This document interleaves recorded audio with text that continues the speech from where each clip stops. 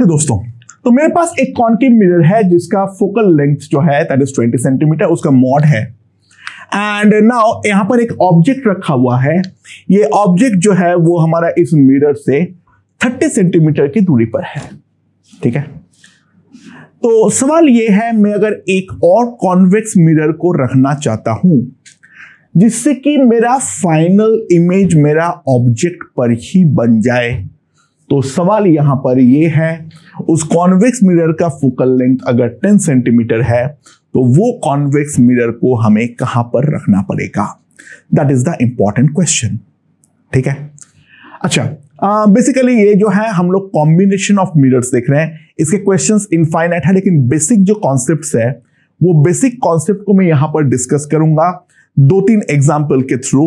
बाकी जैसे जैसे क्वेश्चंस आएंगे तो उसका डिस्कशन जो है वो तो हमारे आगे चलते ही रहेंगे, लेकिन मेन जो इंपॉर्टेंट बात है, जो इंपॉर्टेंट कॉन्सेप्ट है, उसको एक बार हम लोग समझ जाते हैं यहां पर।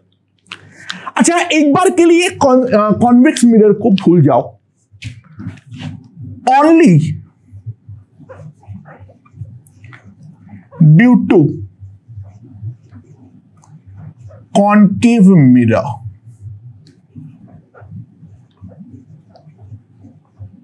मैं क्या लिख सकता हूं? अच्छा, इसका जो इमेज बनेगा that is 1/v minus 1/30 that is equals to minus 1/20। तो 1/v is equals to minus 1/60, यानी v जो होगा that will be equals to 60 centimetre. ठीक है, सो ये वाले कॉन्केव मिरर के लिए जो हमें रेज मिल रहा है वो रेज के बारे में एक बार देखो। एक रे तो जो सीधी जाएगी वो रिफ्लेक्ट होके वापस आएगी, और दूसरी रे जो कि मेरा यहां पर कोई एंगल पर हिट कर रहा है वो आफ्टर रिफ्लेक्शन मेरा इस तरीके से जाने वाली है, and this is going to be the image I1 due to the concave mirror only. And similarly अगर मैं ऊपर का रे लूंगा तो ऊपर के रे में भी कहानी सेम ही रहेगी। ये वाला रे आफ्टर रिफ्लेक्शन इस तरीके से जाने वाली है और 60 सेंटीमीटर पे जाके हमारा मिरर को हिट करने वाला है। ठीक है, नाउ कॉन्वेक्स मिरर पे अगर मुझे इमेज को वापस ऑब्जेक्ट पर ही बनाना है, now try to realize one of the most easy technique is applying the retraceability of light। यानी try to realize हम इस तरीके से यहां पर कॉन्वेक्स मिरर को रखें, ये जो है वो हमारा कॉन्वेक्स मिरर को रखे जो कि I1 जो हो वो हमारा इस कॉन्वेक्स मिरर का सेंटर ऑफ कर्वेचर हो। जहां पर मेरा कॉन्केव मिरर के चलते इमेज बन रहा है वो कॉन्केव मिरर के चलते इमेज जो है वो कॉन्केव मिरर का इमेज मेरा यहां पर हो जो कॉन्वेक्स मिरर का सेंटर ऑफ कर्वेचर पे हो। Now try to realize ये वाले रेज in that case अब हमारे यहां पर पार तो नहीं कर पाएगा, तो I1 will now act as a virtual object for the convex mirror, and क्योंकि ये रेज जो है वो radius of centre of curvature के थ्रू पास करता है, तो आफ्टर रिफ्लेक्शन ये हमारा रे को रिट्रेस करवाएगा समथिंग लाइक दिस, और ये रे यहां पर जाएगा तो ये रे मेरा इस तरीके से वापस आएगी, और ये रे जो है वो मेरा इस तरीके से वापस आएगी, और I1 का जो फाइनल इमेज है वो मेरा आके O पर बनने वाला है। So this is going to be O। Now इसका फोकल लेंथ जो है वो अगर मेरा 10 सेंटीमीटर है तो ट्राई टू अंडरस्टैंड ये जो डिस्टेंस हमारा होना चाहिए, ये डिस्टेंस हमारा होना चाहिए 20 सेंटीमीटर। नाउ पोल से ये इमेज जो है वो 60 सेंटीमीटर की दूरी पर है, तो ऑब्जेक्ट से I1 जो है वो है मेरा 30 सेंटीमीटर। तो सिंपल सी बात है, ये ऑब्जेक्ट से डिस्टेंस अगर मैं देखूं तो ये जो है दैट इज माय 10 सेंटीमीटर। ठीक है, सो सिंपल सी बात है, जो convex mirror has to be put at a distance equals to 10 centimeter from object in the other side of concave mirror. यानी कॉनकेव मिरर जिस तरफ है, कॉन्वेक्स मिरर का जो हमारा ऑब्जेक्ट है वो कॉनकेव मिरर का ऑब्जेक्ट जो है कॉनकेव मिरर के जिस तरफ ऑब्जेक्ट के है उसके ऑपोजिट साइड में 10 सेंटीमीटर के दूरी पे हमें कॉन्वेक्स मिरर को रखना पड़ेगा। तो ऑब्जेक्ट और इमेज को अगर हमें कोइंसाइड करवाना है, the most beautiful technique is the retraceability of light, reversibility of light. यानी क्या करना है हमें, बस यहां पर परपेंडिकुलरली हिट करवा दो, तो परपेंडिकुलरली अगर मैं हिट करवाता हूं तो वो रे ऑफ लाइट अपना पाथ को रिट्रेस करने वाला है। That is a very important concept. अच्छा, अब सवाल ये आता है, क्या और कोई पोजीशन पॉसिबल है या नहीं, या फिर ये हमारा यूनिक पोजीशन है। अच्छा, एक बात रियलाइज करो, देयर इज अ पॉसिबिलिटी जो हमारा कॉन्वेक्स मिरर जो है वो हमारा रियल इमेज बनाए। दैट्स द पॉसिबिलिटी, जो केवल और केवल कॉन्वेक्स मिरर जो है वो हमारा एक रियल इमेज बनाए। ठीक है, एंड उसके लिए हमारा ऑब्जेक्ट जो है वो हमारा वर्चुअल होना चाहिए। यानी मैं सेकेंड पॉसिबिलिटी जिसके बारे में बात कर रहा हूं, ध्यान दो, जो हमारा ऑब्जेक्ट यहां पर है, ठीक है, ऑब्जेक्ट हमारा यहां पर है 30 सेंटीमीटर के दूरी पर। ठीक है, और ये वाला कॉन्वेक्स मिरर को मैं इस तरीके से रखूं, ये वाला कॉन्वेक्स मिरर को मैं इस तरीके से रखूं जो कि मेरा ये पुराना वाला जो इमेज है आई, वो ये वाले का फोकस के अंदर आ जाए। तो इन दैट केस ये वाला कॉन्वेक्स मिरर का रियल इमेज बनेगा, और मैं ये चाहूंगा जो मेरा ये मिरर इमेज जो है वो इमेज मेरा यहां पर आके बने। राइट, समझ में आ रहा है क्या बोलना चाह रहा हूं? सो ट्राई टू रियलाइज, ये वाला डिस्टेंस को अगर मैं x बोल देता हूं, now this I will act as an object for this mirror, और यहां पर O पे हमारा वापस I डैश बनेगा। Try to realise this distance is going to be 30 minus x। ठीक है, so what I can write, that I can write is 1 by x,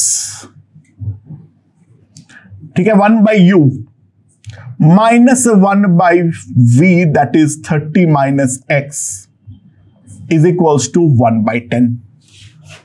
That's a possibility.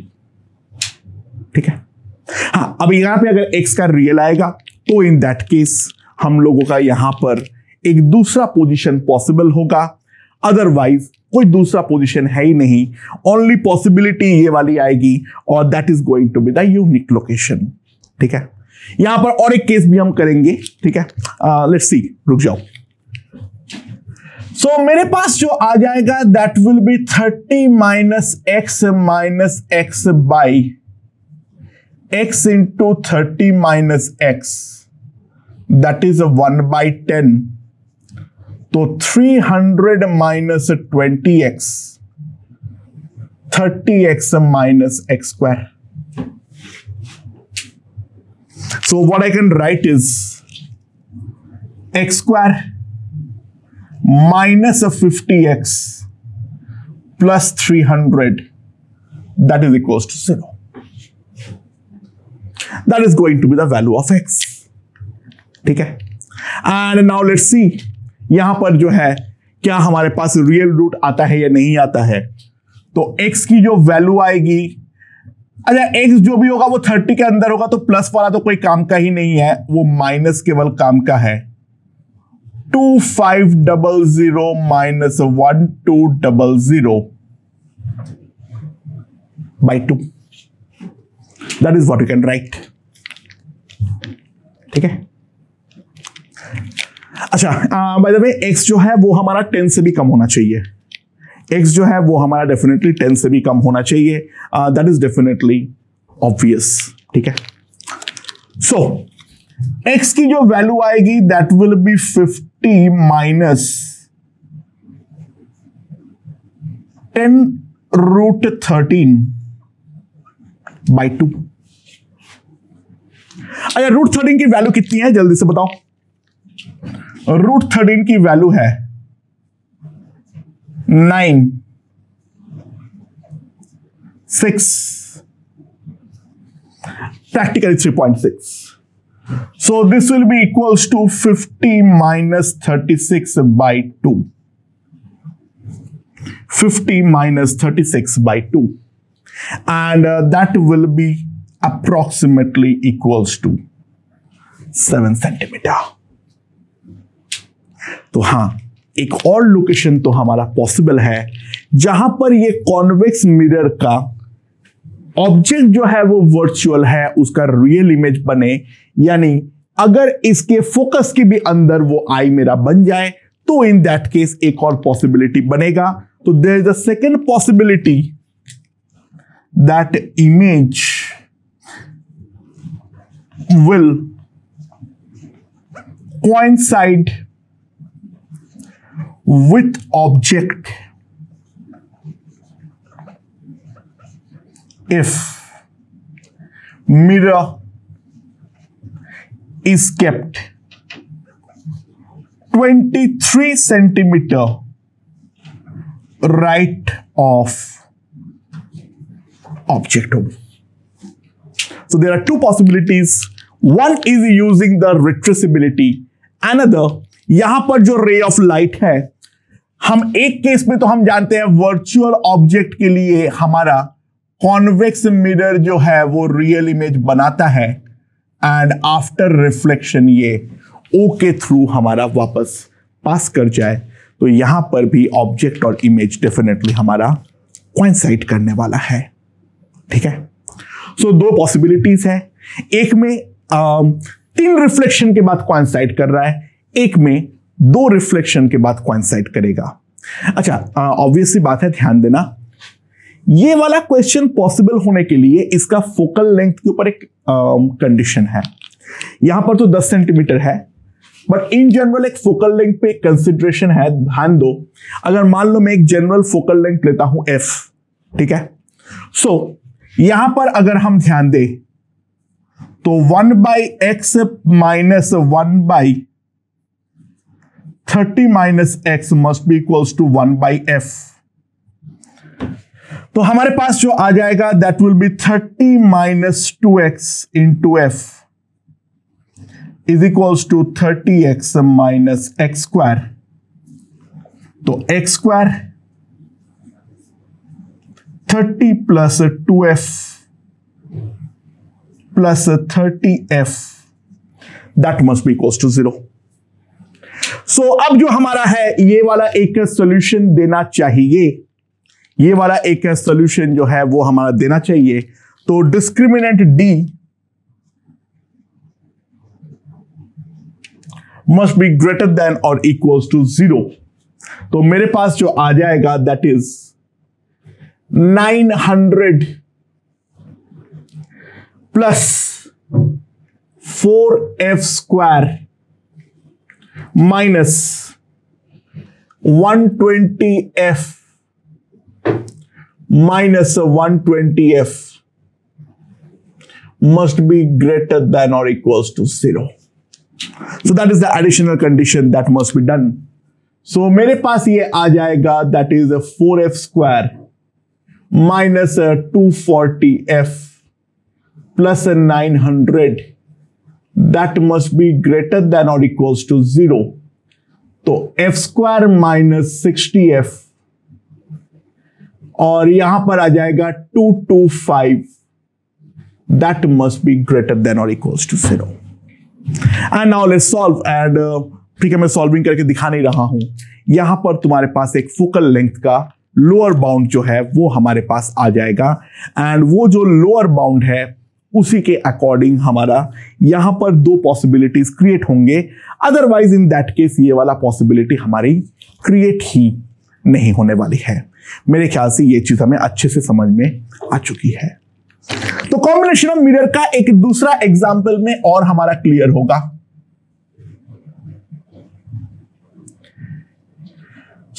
मान लो हमारे पास दो कॉनकेव मिरर रखा हुआ है. यहां पर एक ऑब्जेक्ट है O, इसका भी जो फोकल लेंथ है वो f है. मैग्नीट्यूड इसका भी जो फोकल लेंथ है वो है f है. दोनों के बीच का डिस्टेंस है d. फाइंड d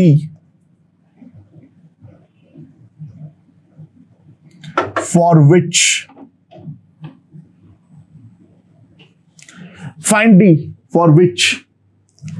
image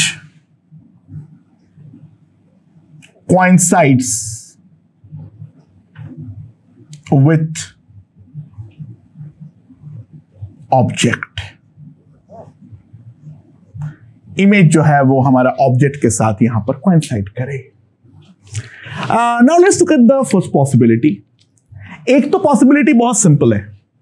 क्या है कि भाई दोनों को इंडिविजुअली कोइंसाइड करवा दो. मतलब मैं ये बोल रहा हूं पहला केस 1 इज वेरी सिंपल. दोनों को इंडिविजुअली कोइंसाइड करवा दो, यानी जो ऑब्जेक्ट है वो दोनों के सेंटर ऑफ कर्वेचर पे हो.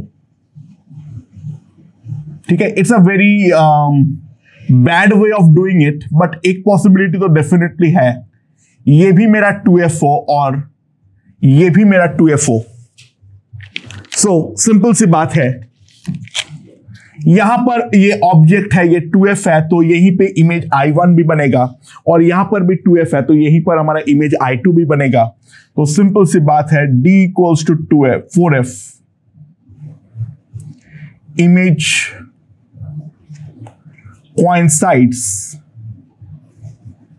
with object. इमेज जो है वो हमारा ऑब्जेक्ट के साथ यहां पर coincide कर जाए. एंड केस 2,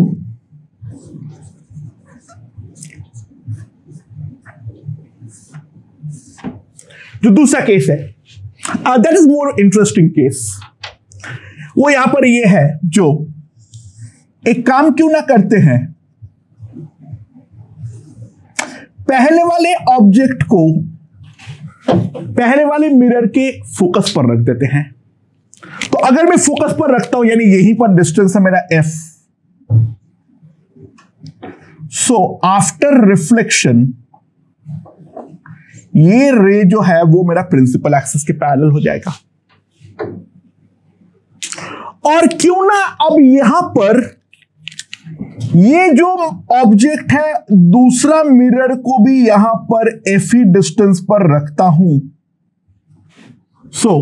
क्योंकि ये पैरेलल रे है तो आफ्टर रिफ्लेक्शन ये भी फोकस पर अपना इमेज बना देगा.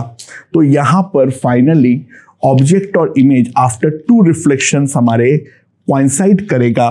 तो दूसरी तरीका जहां पर इमेज और ऑब्जेक्ट हमारा कोइंसाइड करे, उसके लिए D जो होना चाहिए that will be equals to 2F. So coincide करवाने का ये जो तरीके है, आइदर यूजिंग द रिट्रेसिबिलिटी और using the centre of curvature concept, या फिर using the concept of focus, हम लोग अपना ऑब्जेक्ट इमेज को कोइंसाइड करवा सकते हैं। एंड अब हम डिफरेंट चीजों को कंबाइन करेंगे क्वेश्चंस में, कभी कॉनकेव मिरर के साथ प्लेन मिरर को, कभी कॉनकेव और कॉन्वेक्स को, कभी कॉन्वेक्स और प्लेन को। ऐसे एंडलेस गेम जो है वो हमारा चलता रहेगा, लेकिन मेन जो बेसिक अंडरलाइंग प्रिंसिपल्स है वो यही तरीके हैं। Look for the retraceability of light, look for the centre of curvature और लुक फॉर द फोकस। ये 3 चीज के बारे में ही हमें हर क्वेश्चन को हिंज करवाते हुए आगे बढ़ना है। मेरे ख्याल से ये पूरा बेसिक अंडरलाइंग कॉन्सेप्ट जो है वो हमें यहां पर समझ में आ चुकी है। ओके।